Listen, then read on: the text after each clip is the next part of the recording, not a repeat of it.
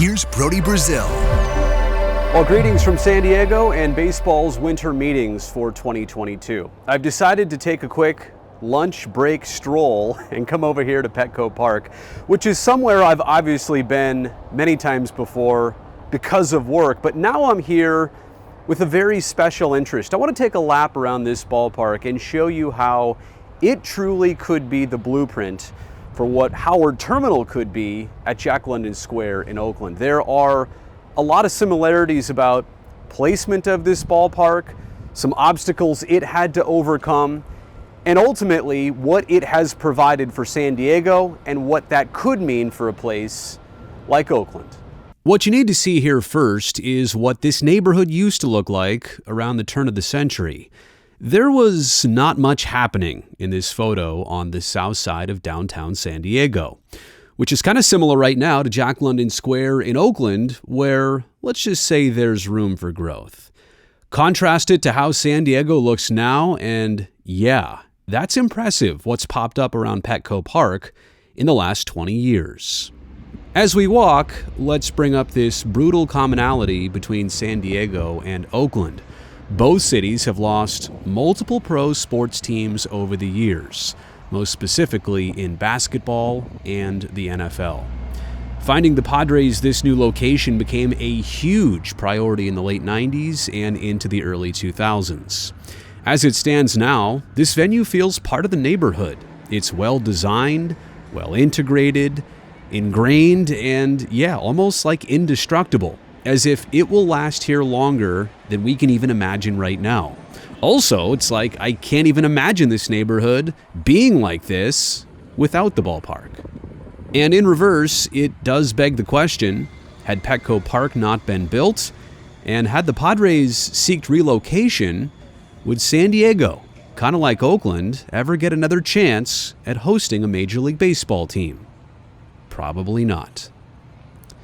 Around Petco Park, there are people at work, at play, and at home. This is exactly what Howard Terminal could provide for Oakland, a thriving new neighborhood that rises prominently around the ballpark.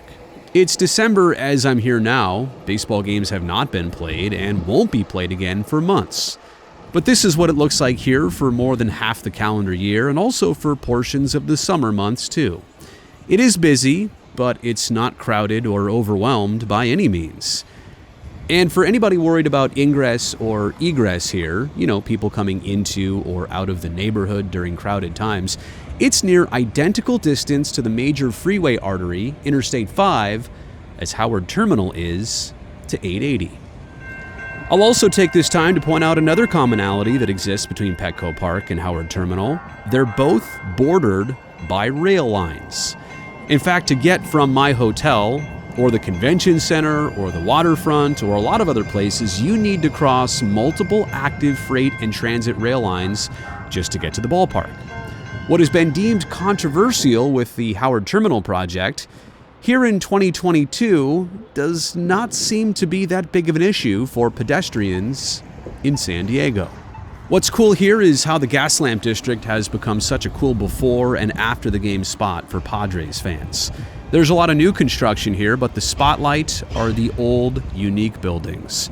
And why do they call it the Gaslamp District? Well, I hope you like my camera work here. That's fancy stuff, Brazil. But the translation is obvious. What if Jack London Square looked even more like this? More options. More business, more patrons, and more customers. This neighborhood here truly seems proud of San Diego and having its baseball team. There are logos and emblems and colors and signage everywhere. Imagine if that right there were an A's on NBC Sports banner. I would be so proud. Construction continues to go up here almost 20 years after this ballpark was built. I wanted to return here and feel this vibe once again before I actually came up with any notions of what to say in this video.